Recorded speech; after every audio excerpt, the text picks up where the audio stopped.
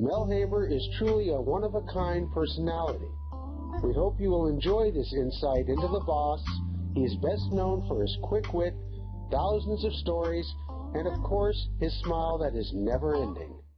Morning, Mr. Haber. I hear you have some very interesting wedding stories.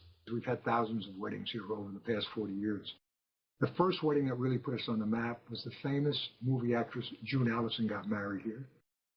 And that brought us a lot of publicity because it made all the movie magazines. As a matter of fact, she made a blow-up of her wedding party, which is hanging in the courtyard, and she wrote on there, everybody should be married at the Ingleside Inn at least once in their lifetime. As I say, there are many stories to be told, but two stand out in my mind. It's a Saturday morning in Palm Springs. I'm sitting in my office, dressed very casually in a short-sleeved shirt and a pair of chinos, and the manager of the hotel walked in and said, Mr. Haber, there's a couple getting married in the courtyard at noon and would like to know if you'd be kind enough to stand in as a witness. Never having had that request before, no big deal. I said, certainly.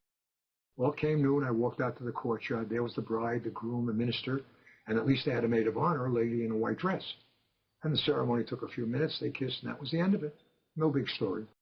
That night I came into the bar, into the restaurant, and I walked to the end of the bar, and there was the maid of honor sitting. And I walked up and I said, hi, how long have you known the couple who got married? And she said, Mr. Haber, I'm here as a guest of your hotel. And your manager walked up to me and asked me if I had a white dress. Coincidentally, I did. And she asked me if I would stand in as a witness. I have never met them before.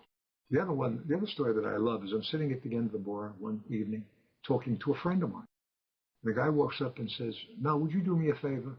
And certainly. What is it? He says, I'm sitting right around the corner in the dining room with this lady. Would you propose to her for me? I said, propose to her? He said, yeah. He says, wait a minute. Runs outside, comes back with a little ring box. And he says, here's the ring. Just come around the corner in about 5 minutes. Okay. I look at my friend and I said, okay. Another story in the Naked City. I wait a few minutes. I walk around. Gentleman's sitting there. A lovely lady sitting next to him. I walk up. I said, excuse me. Would you like to get married? She looks up at me and says, I hardly know you. And with that, I said, not to me, to him.